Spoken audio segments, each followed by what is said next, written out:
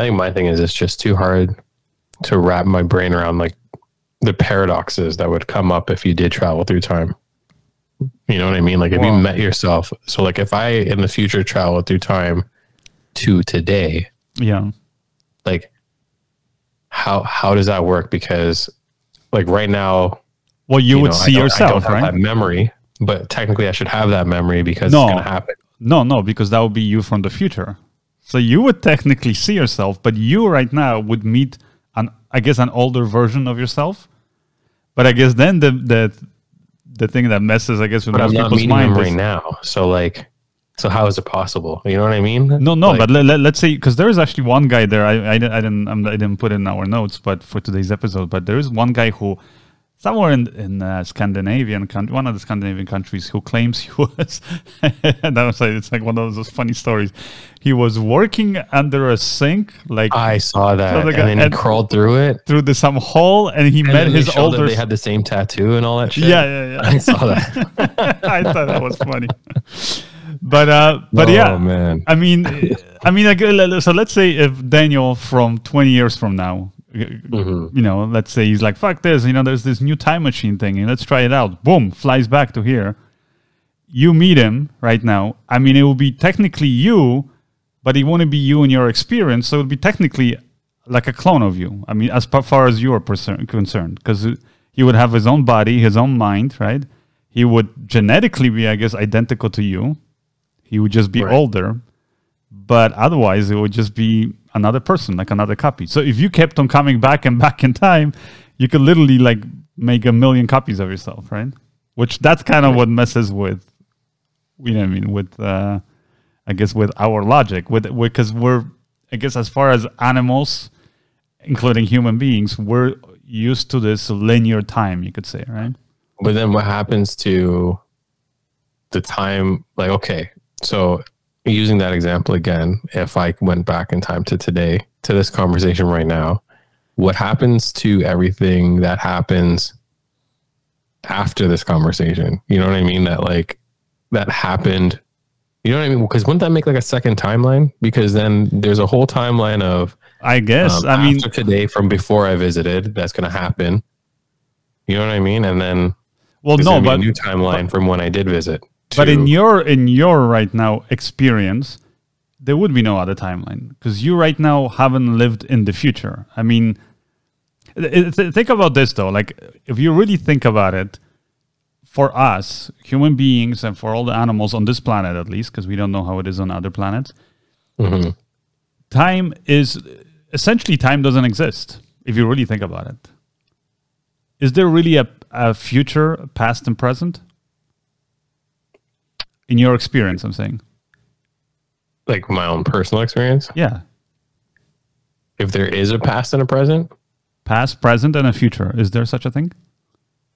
There's for sure a past and a present, but you know, why? The future could be whatever, really. Why would you say that, though? How is there a past, even? How is there? Like, because I have my own past, right? So no, so you see, you have a memory of what happened, of what you did. But think about that. Everything that ever happened to you that you remember, so you can label it as your past, all of it happened now, right? In the present, all of it. Even you know, just when we started this episode. It's already, you could say we can recollect it and we can maybe play it back, but it doesn't otherwise exist anywhere. It just existed in the now, in the present, right? Oh, okay. So do you mean okay, I get what you're saying now.